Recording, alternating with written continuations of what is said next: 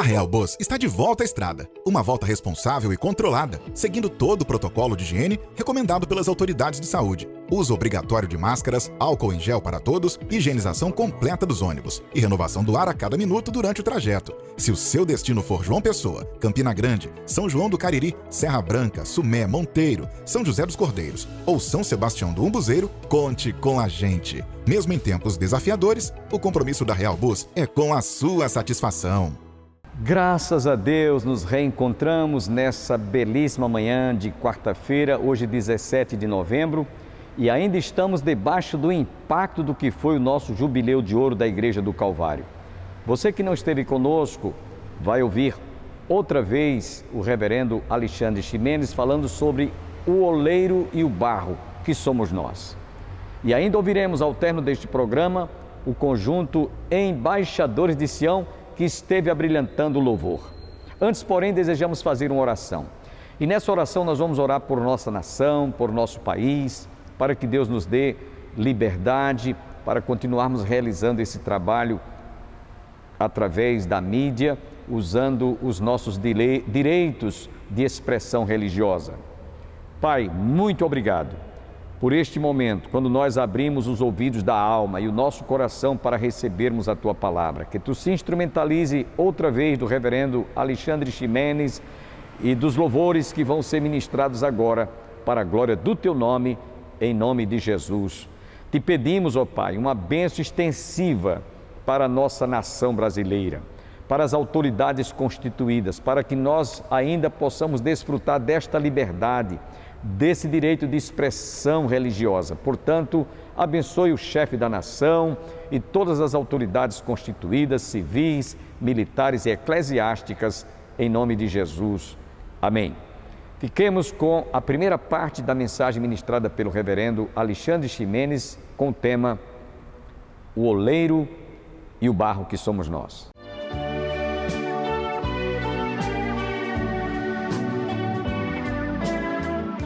Jeremias 18, de 1 a 6. Eu vou ler o texto, estaremos orando pela mensagem, ele em seguida estará ministrando a palavra de Deus.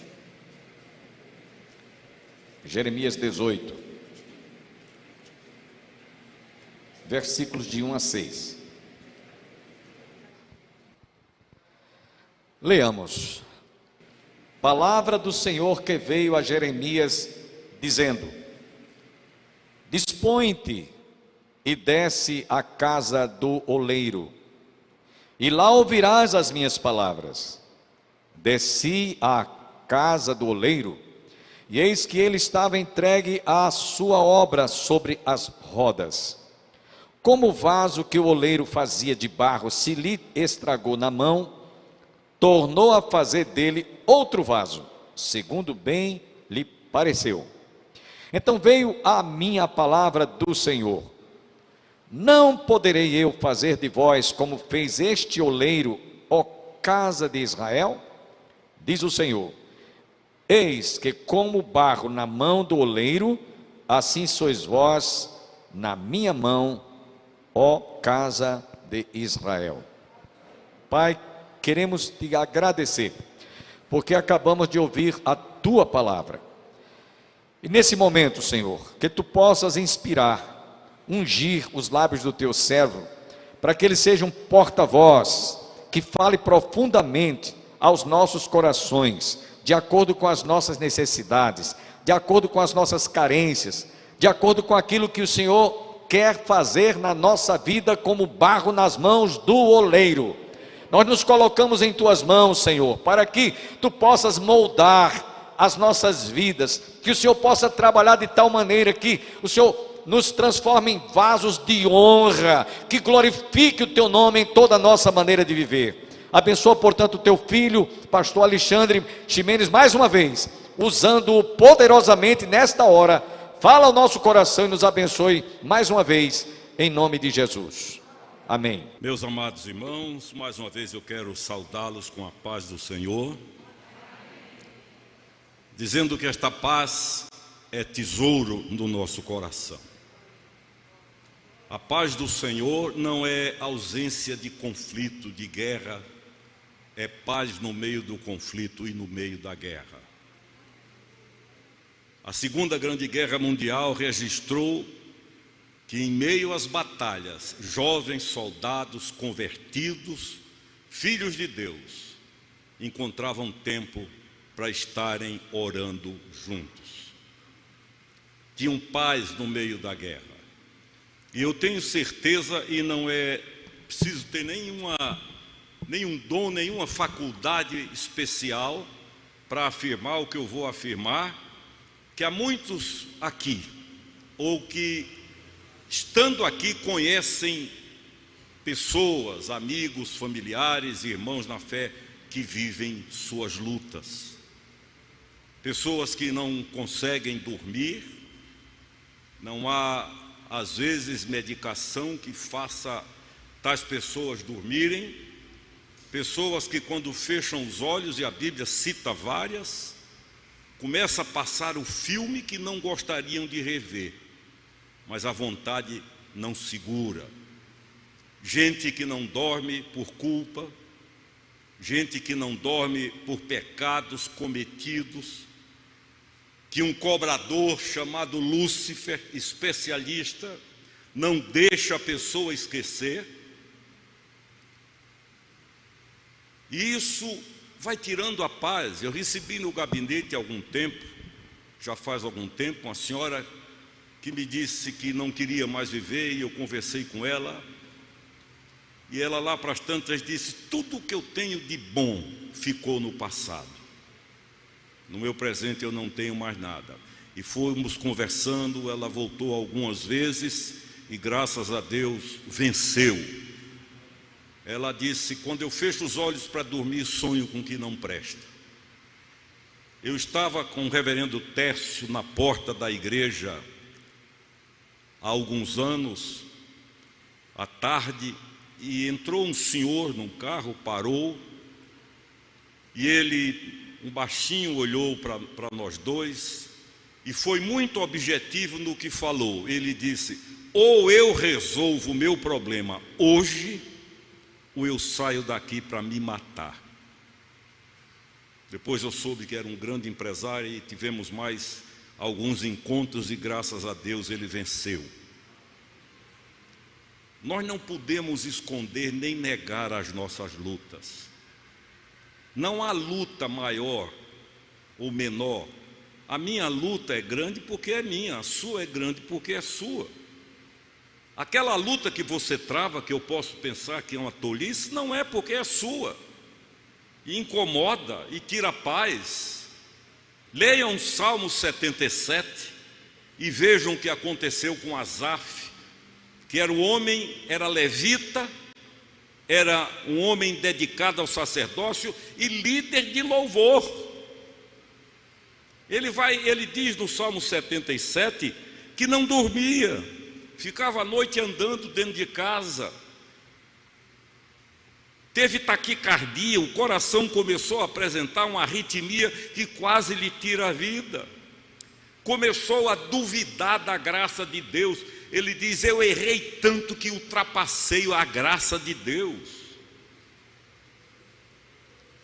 E no estágio final, está no Salmo 77, ele disse: Deus não quer mais nada comigo. Graças a Deus, no verso 11, a restauração dele começa.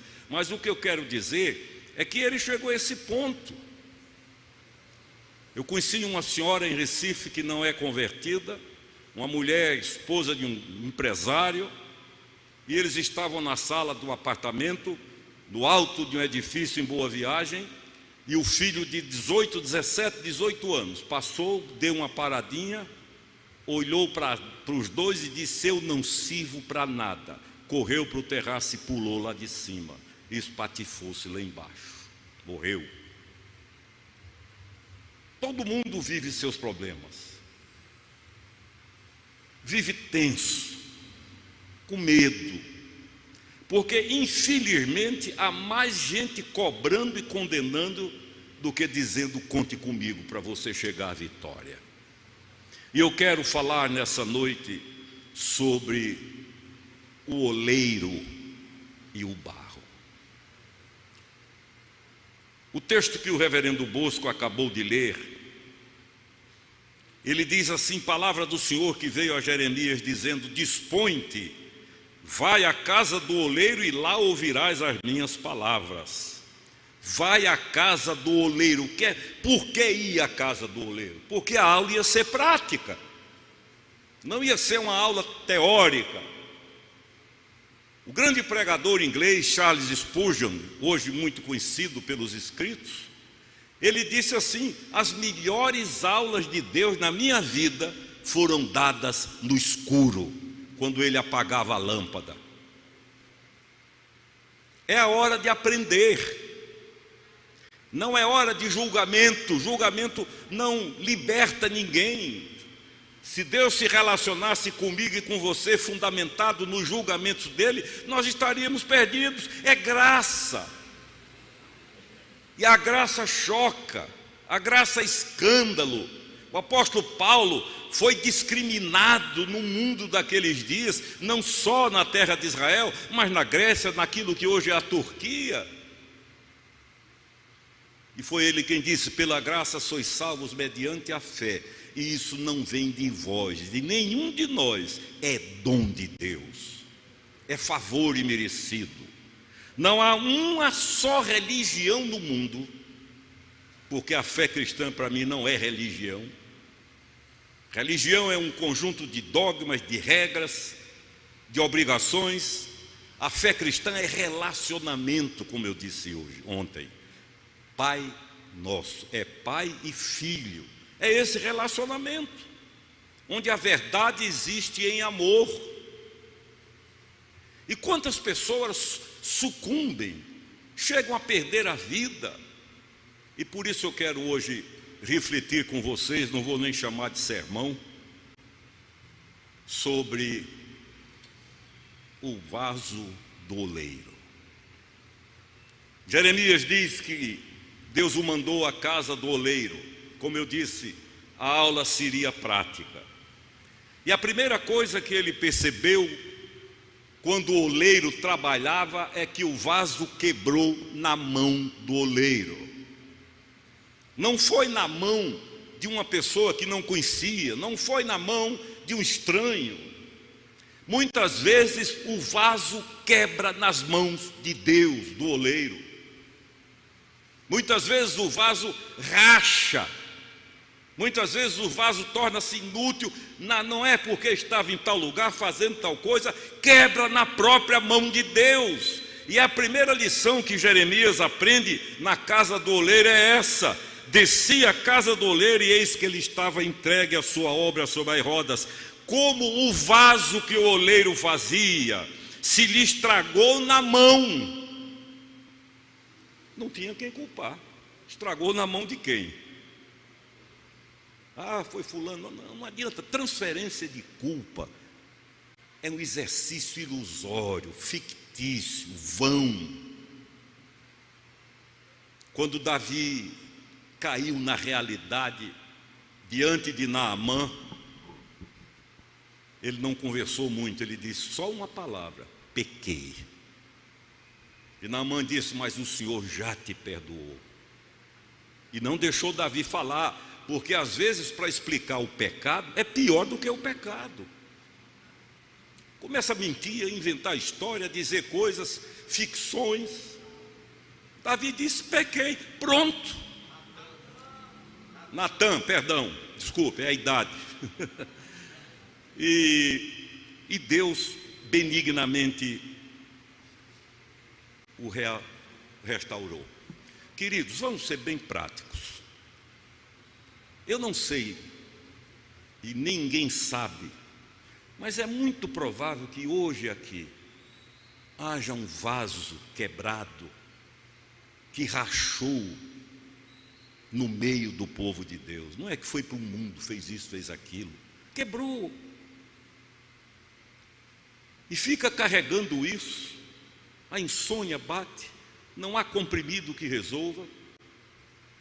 o que deveria ser um momento de restauração e renovação, torna-se um momento de aflição, como disse Asaf no Salmo 77, taquicardia. Ele andava dentro de casa, ele conta, leiam depois o Salmo, com o coração disparado, chegou, duvidou da graça de Deus, ele disse: eu fui além, eu fiz tanto que nem a graça perdoa, em outras palavras. Achou que não tinha mais jeito, até que ele para lá pelo verso 15 e diz: isso é coisa da minha mente, e começa um processo de restauração. E eu gostaria que quem está aqui nessa noite, e que de certa forma rachou, um desentendimento, uma decepção, uma tristeza, um engano, foi vítima de alguém que enganou você, vamos hoje à casa do oleiro, amém? Aliás, não precisamos ir, o oleiro veio para cá, está aqui, está entre nós. Se não estivesse entre nós, se isso não fosse uma realidade incontestável, me perdoem a rudeza e a falta de fineza da palavra, nós seríamos idiotas. Nós estamos aqui porque cremos que aquele que disse: onde estiverem 2 ou 3 reunidos em meu nome, eu estarei no meio deles. O oleiro quer restaurar. Eu quero ser bem prático e mostrar a vocês alguns casos bíblicos, porque aí ninguém duvida, de vasos destruídos e restaurados pela graça. Não foi por merecimento, não foi por currículo, não foi por frequência a reuniões, foi graça de Deus.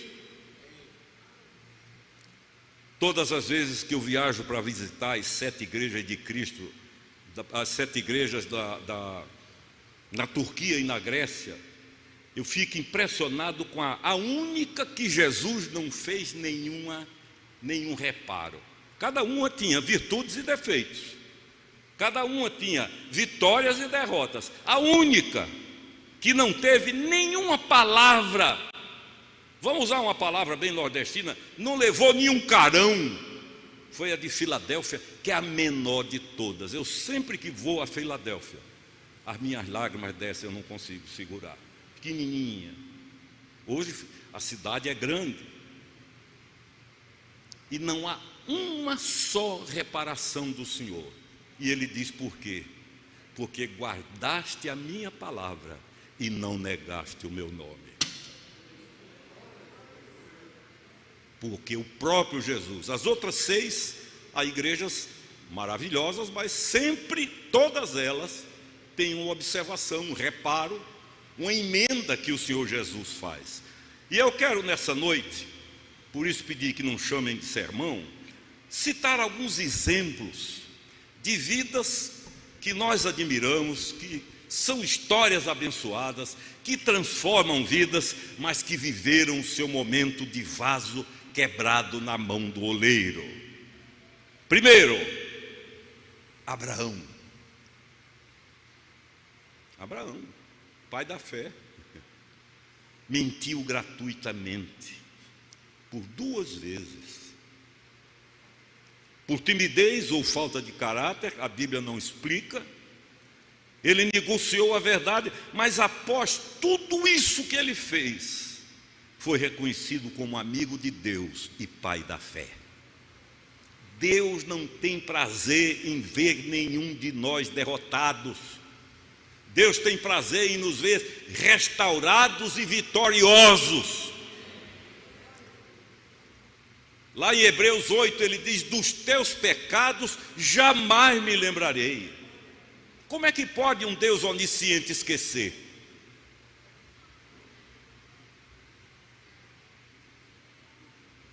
Trabalhamos juntos, mundo afora, eu e o Caio Fábio, há muitos anos, os anos 70, 80, e ele usava uma expressão que até hoje eu não esqueço: Deus teve uma amnésia de amor. Digamos, ele me perdoa e você chega e diz, mas o senhor não sabe o que ele fez? É como se ele dissesse, não, me lembro, eu não consigo. Um amigo meu, pastor, que viveu horas difíceis na vida, foi ao Senhor, confessou os pecados, sentiu o alívio do perdão, e ele me contou que algum tempo depois repetiu e foi de novo humilhar-se diante de Deus e contou e disse, eu cometi o mesmo pecado que cometi daquela vez que venho aqui. Ele disse, foi como se ouvisse a voz de Deus dizendo, qual? Eu não lembro. Dos teus pecados jamais me lembrarei. Aí você sabe por que Abraão foi reconhecido como amigo de Deus e pai da fé.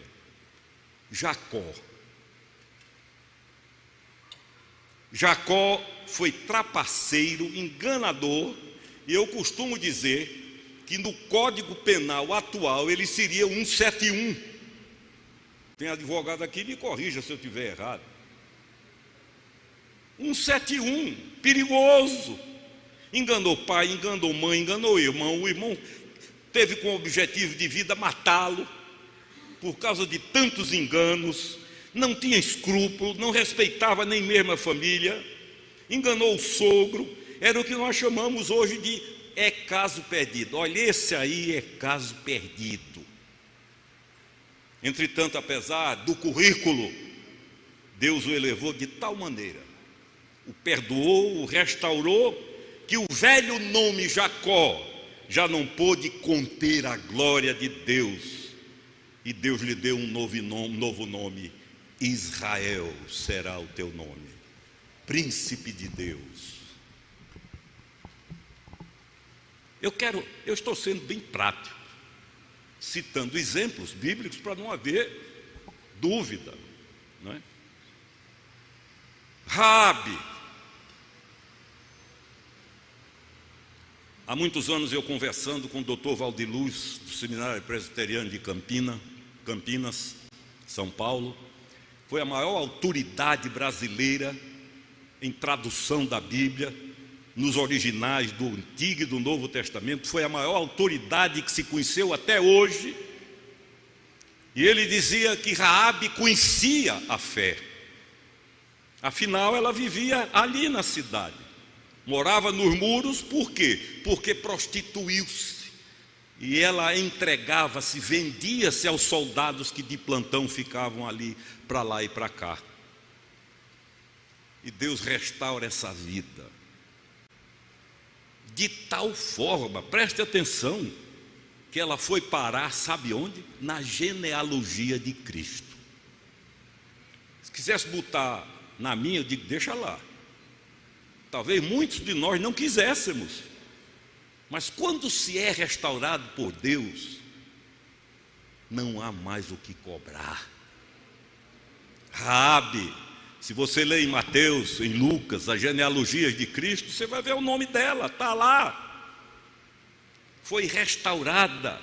O barro que foi destruído pelo pecado foi restaurado pela misericórdia de Deus, porque tanto no Novo como no Velho Testamento o império é da graça, não tem esse negócio. Todos os que foram salvos no Antigo Testamento foram salvos por graça de Deus, porque nenhum deles cumpriu a lei. Foi preciso Jesus vir para cumpri-la.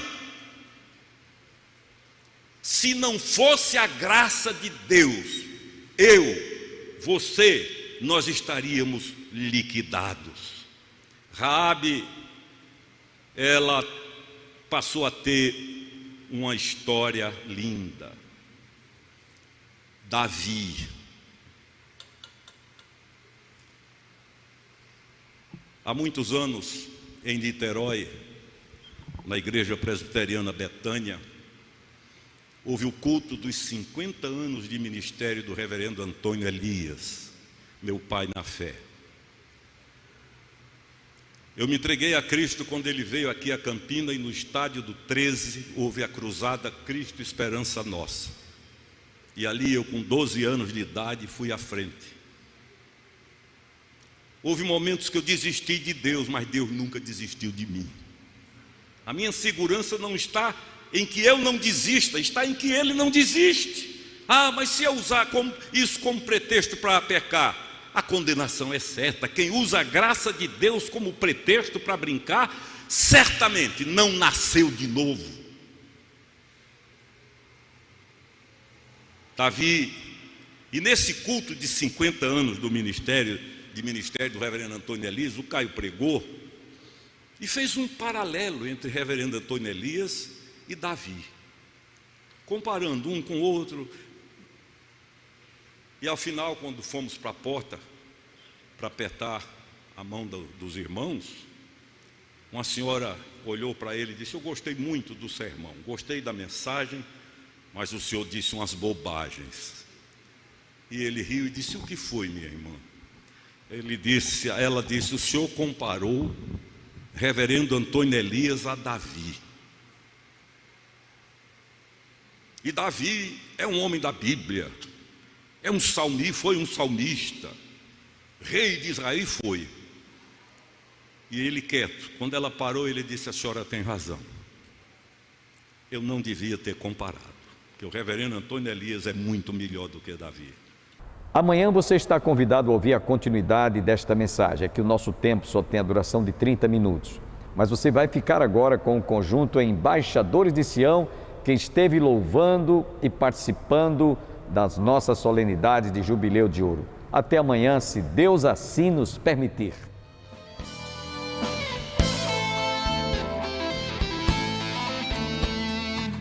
Jesus é a ponte que está sobre o rio de luta, para o homem cansado poder do outro lado chegar.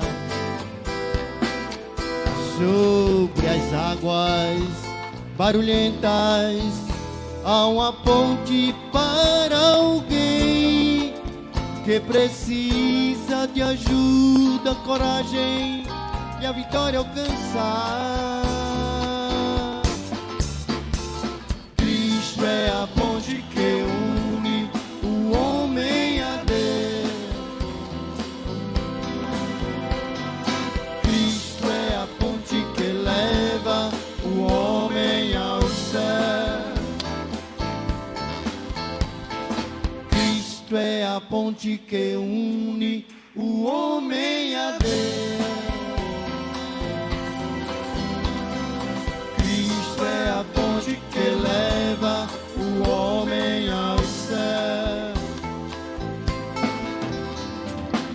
Jesus dá força ao homem que está sem coragem. Levanta o abatido e ao fraco ele estende a mão. É o conforto de tua alma, é a ponte para alguém que se encontra com muitos problemas em seu caminhar. Cristo é a ponte que une o homem a Deus. Cristo é a ponte que leva o homem ao céu. Só igreja, só igreja. Lindo.